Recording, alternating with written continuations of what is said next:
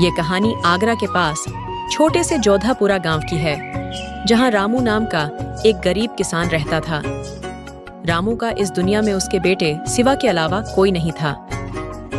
अभी कुछ ही समय पहले उसके पत्नी का देहांत हुआ था। पत्नी के देहांत के बाद रामू को अपने बेटे की परवरिश और घर चलाने की जिम्मेदारी अकेले ही निभाई थी। रामू के पास एक छोटी सी जमीन थी, जिसमें वह मेहनत करके किसी तरह से अपने और अपने बेटे के लिए जरूरी सामान का इंतजाम करता था। यह उस समय की बात है जब गांव में भयंकर बारिश हुई थी। भयंकर बारिश के कारण गांव में सभी की फसल पूरी तरह से बर्बाद हो चुकी थी। फसल बर्बाद होने के कारण रामू के पास अब कमाई का कोई जरिया नहीं था। उसके पास जो बचे कुचे पैसे थे वह भी खत्म हो चुके थे। रामू के पास पैसों की परेशानी के कारण उसने कुछ समय से शिवा के स्कूल की फीस भी नहीं भरी थी। इसी चिंता से रामू घर के बिस्तर पर परेशान होकर बैठा होता है। तभी उससे परेशान देखकर उसका बेटा उसके पास आता है।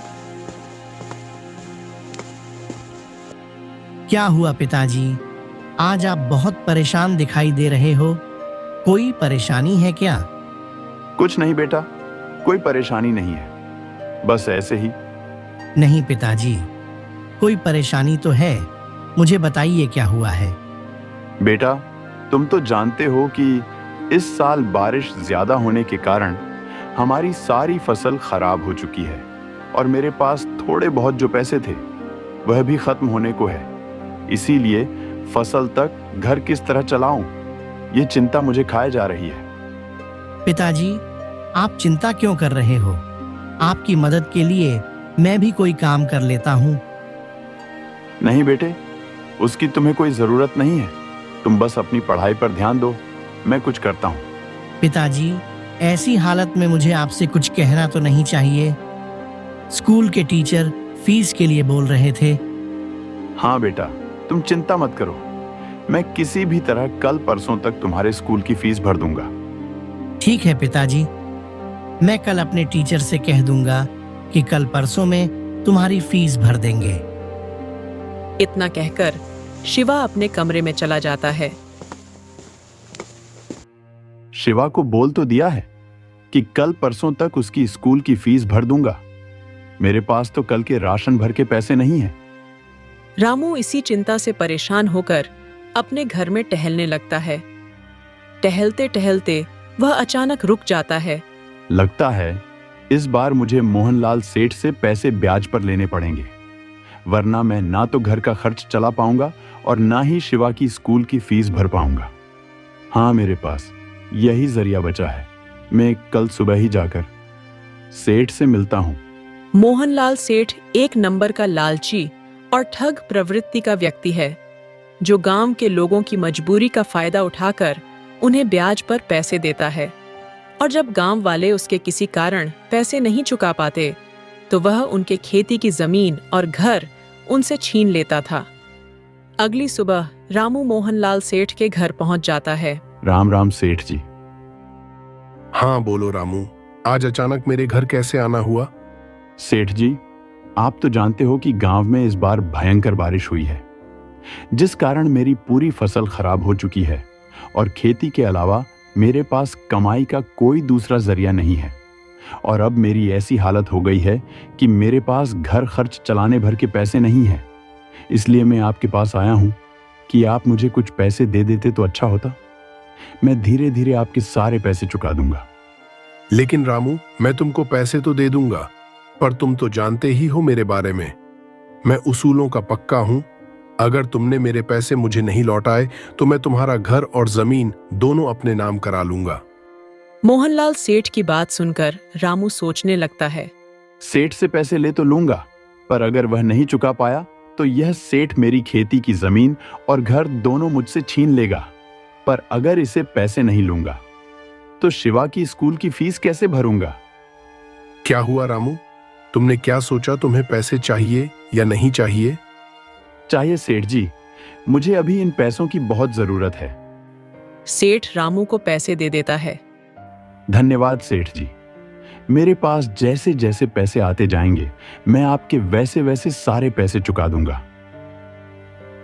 वो सब तो ठीक है, पर मेरी बातें याद रखना कि अगर तुम पैसे नहीं चुका पाओगे तो मैं तुम्हारा घर और जमीन दोनों तुमसे अपने नाम करवा लूंगा। ठीक है सेठ जी। रामू वहां से पैसे लेकर अपने घर के लिए निकल जाता है। घर पहुंचकर सबसे पहले वह अपने बेटे शिवा को बुलाता है। शिवा बेटे, जरा बाहर तो आओ।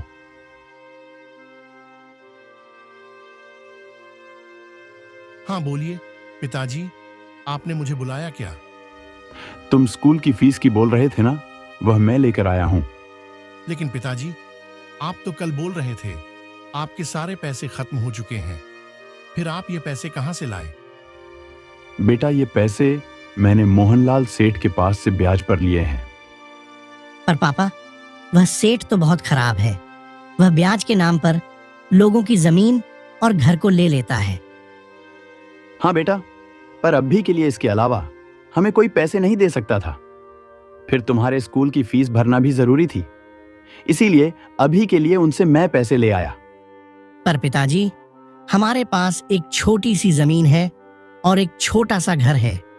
अगर उस मोहनलाल सेठ ने हमसे हमारा घर और जमीन दोनों छीन लिए तो हम कहां जाएंगे?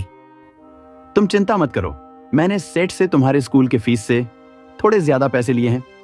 उन पैसों से मैं अपनी खेती बाड़ी का काम भी कर लूंगा और बचे कुचे पैसों से सब्जी मंडी से सब्जियां लाकर बेचना शुरू कर दूंगा, और जैसे जैसे पैसे जमा हो जाएंगे वैसे वैसे सेठ के सारे पैसे वापस कर दूंगा। ठीक है पिताजी, जैसा आपको ठीक लगे।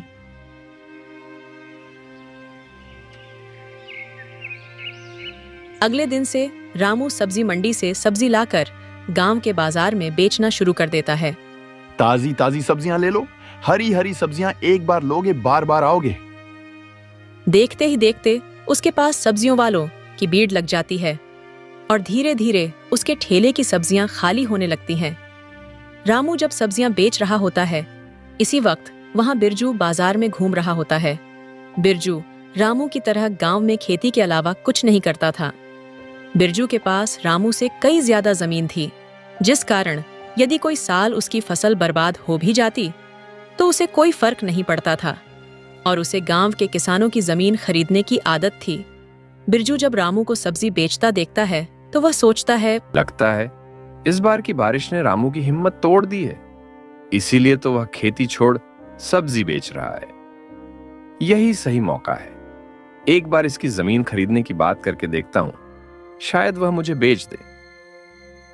फिर क्या था, बिरजू तुरंत रामू के सब्जी के ठेले के पास पहुंच जाता है। अरे रामू भाई, तुम और सब्जी बेच रहे हो, क्यों खेतीबाड़ी छोड़ दी क्या? क्या बिरजू भाई, तुम भी मजाक कर रहे हो? तुम तो जानते हो इस साल की बारिश के कारण मेरी पूरी फसल खराब हो गई है, और अब अगले फसल के मौसम तक किसी न किसी तरह तो घर का खर्च चलाना पड़ेगा, तो लगा लिया सब्जी का ठेला।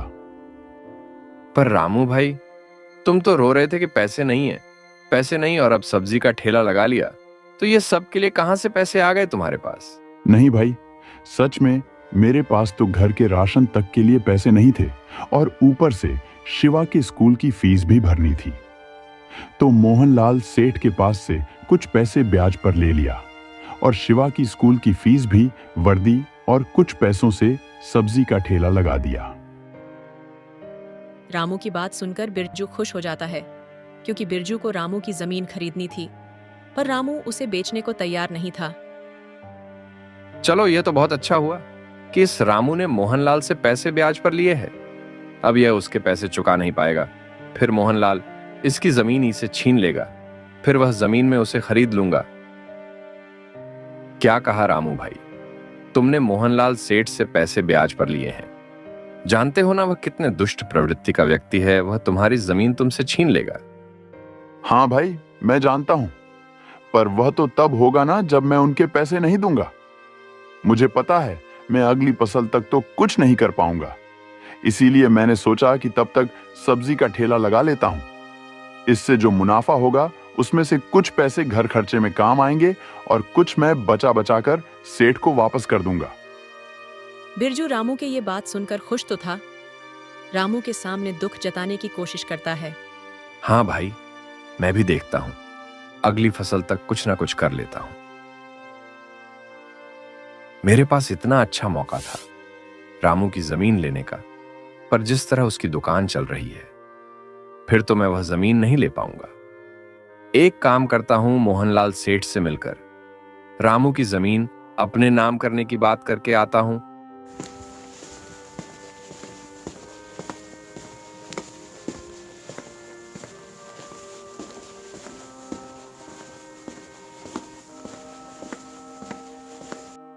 राम राम सेठ जी। अरे बिरजू भाई, आप यहाँ और सेठ जी बोलकर मेरा मजाक उड़ा रहे हो क्या? मुझे तो लगता है मुझसे ज्यादा जमीन तो तुम्हारे पास होगी। कहा सेठ जी, गुन चुन कर 10 या 20 होगी। कौन सा मुहावरा भाई? भाई तुम्हारी बात सुनकर एक मुहावरा याद आ गया। भाई बोलते हैं ना, हाथी के खाने के दांत अलग होते हैं और दिखाने के अलग होते हैं। बस भाई, मजाक छोड़ो। मैं तुम्हारे पास एक बहुत जरूरी काम से आया था। बोलो भाई, क्या काम था? मैंने सुना है उस रामू ने तुमसे पैसे ब्याज पर लिए हैं। हाँ भाई, अभी कल ही तो लेकर गया। क्यों बिरजू भाई, उसे पैसे नहीं देना था क्या? क्या उसे तुमने बताया था ना कि अगर वह तुम्हारे पैसे नहीं लौट आएगा तो तुम उसकी जमीन अपने नाम करवा लोगे? हाँ, मैंने उससे पैसे देने से पहले और पैसे देने के बाद अच्छे से समझा दिया था कि अगर उसने मुझे पैसे समय से नहीं लौटाए तो मैं उसकी खेती की जमीन के साथ साथ उसका घर भी अपने नाम कर लूंगा। ये बहुत सही किया तुमने। बिरजू भाई, कहीं तुम्हें उसकी जमीन तो नहीं चाहिए? हाँ भाई, तुम एकदम सही समझे। मुझे उसकी जमीन चाहिए थी। मैंने कई बार उसे वह मुझे बेचने का प्रस्ताव दिया था, पर वह हमेशा मना कर देता था। पर इस बार अच्छा मौका है उसकी जमीन अपने नाम करवाने का। तो अब तो तुम्हें उस जमीन की बात करने की जरूरत ही नहीं पड़ेगी, क्योंकि कुछ ही दिनों में उसका मालिक मैं बन जाऊंगा। तो फिर सीधा मुझसे बात करो उस जमीन की। नहीं भाई, तुम्हें इतना खुश होने की जरूरत नहीं है। वो तुम्हें अपनी जमीन इतनी आसानी से नहीं देगा। मैं जानता हूं उसे। मैंने भी जब सुना कि उसने तुमसे पैसे लिए हैं तो मुझे लगा मैं अब सीधा तुमसे जमीन खरीद लूंगा।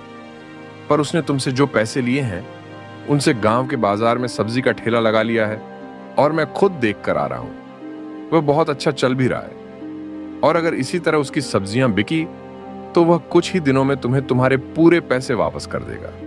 बिरजू की बात सुनकर मोहन सेठ भी थोड़ा चौंक जाता है। क्या कहा बिरजू भाई? ऐसा हुआ तो उसकी जमीन और घर दोनों मेरे हाथ से चले जाएंगे। मेरे पास एक तरकीब है जिससे तुम्हें तुम्हारे पैसे भी मिल जाएंगे और उसका घर भी, पर उसके बदले तुम्हें मुझे उसकी जमीन मुझे देनी पड़ेगी। मुझे मंजूर है भाई, बताओ क्या तरकीब है? भाई, कोई बहुत बड़ी तरकीब नहीं है। तुम बस रामू से अपने पैसों का पूछते रहना, और जैसे ही वह कहे कि 2-3 दिनों में दे दूंगा तो फौरन मुझे बता देना। मैं उसके सारे पैसे चुरा लूंगा और वह तुम्हें पैसे नहीं दे पाएगा। अगर वह पैसे नहीं दे पाया तो जमीन और घर तो तुम्हें देना ही पड़ेगा, और चुराए हुए पैसे भी मैं तुम्हें लाकर दे दूंगा। इससे तुम्हें तुम्हारे सारे पैसे भी मिल जाएंगे और उसका घर भी। उसके बदले तुम मुझे उसकी जमीन दे देना। बिरजू की तरकीब सुनकर मोहनलाल सोचता है, सही है, इसमें तो मेरा ही फायदा है। चोरी भी बिरजू करेगा और मुझे मेरे पैसे भी मिल जाएंगे, और साथ ही साथ रामू का घर भी।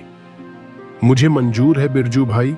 मैं थोड़े थोड़े दिनों में रामू से पैसों के बारे में पूछता रहूंगा, और जैसे लगेगा कि उसके पास पैसे इकट्ठा हो गए तो मैं तुम्हें बता दूंगा। अब दोस्तों, आगे की स्टोरी देखने के लिए आप हमें कमेंट करके बताएं। और दोस्तों, आप हमारे चैनल पर नए हो तो चैनल को सब्सक्राइब कर देना और वीडियो पर एक प्यारा सा लाइक कर देना, और नेक्स्ट पार्ट के लिए कमेंट करें।